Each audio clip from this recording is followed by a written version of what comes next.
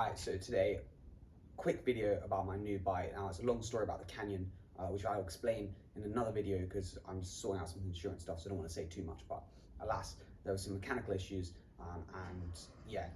So I've got a new frame, all the components are more or less the same except the Palmier, so I thought I'll go through what I chose, because there are a couple different things, and then at the end of the video, I'll do a quick sort of analysis of how the ride was today. I've just ridden it once, so can't do a massive review. So anyway, start with the frame. The frame is pretty outrageous color, big fan of that.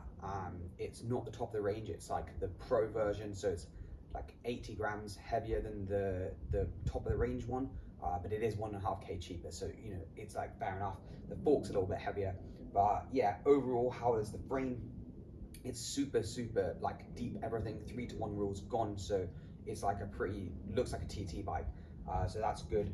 Then we're going to talk about obviously the integration, because that really is the thing that defines aero bikes. So if we look at the integration here, you can use their stem or any kind of integrated bar and stem, more or less. So it's a 1-inch steerer, so it's obviously smaller than all the rest of the steerers that you normally get. So other stems won't work on this really because the way the cabling is, but you know, if you want different bars and integrated bar and stem, which I will get in the future, you can buy a lot of different ones like Fastboards, EXS, etc. So yeah, the cables basically just go through under the stem and then into the headsets, into the bearings. Pretty standard. It is what it is. It's annoying when you need to change your bearings. There's no denying it, but it is quick apparently. So I've got 36cm bars. These are just like specialized basic bars. I just wanted to size it up before I got some integrated bar and stem. And then I've got 130mm stem here.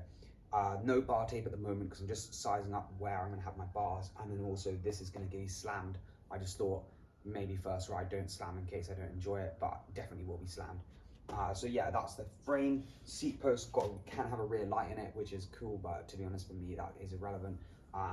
And yeah, the clamp is just 5mm under here, works normally. We'll go, saddle is the same, Stealth saddle. I absolutely hate it, but I just can't bother to find a new saddle. I mean, it's not uncomfortable, I just don't really enjoy it that much. Group sets or Tegra Di2, it just works, obviously, because it's Shimano, so no stress. Then gear ratios, we've got some big 56-42 up front, 11-34 in the rear. I might make a separate video on that, but I think it's the optimal gear ratio for me. Most of the racing I do is very flat, and if it is hilly at 42-34 is normally okay.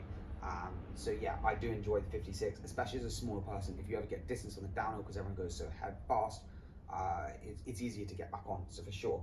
Power meter, we got the Quark D4, so it's just a standard 4-bolt 110 BCD, so you can fit any kind of Shimano chain rings. I've got the Rotor big one, Dura-Ace inner ring.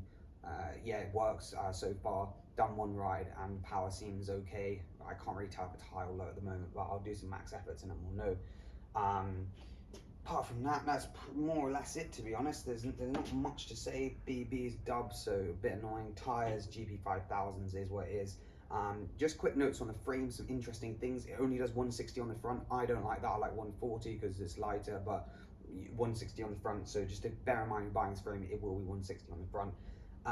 Otherwise, apart from that, there's not really much to say on about my bike build, except how does it ride. So I would say seems about as fast as the Aeroad. Obviously I have no clue, but like, you know, you don't ride it and go, wow, this is way quicker, and you also don't ride it and go, this is slower.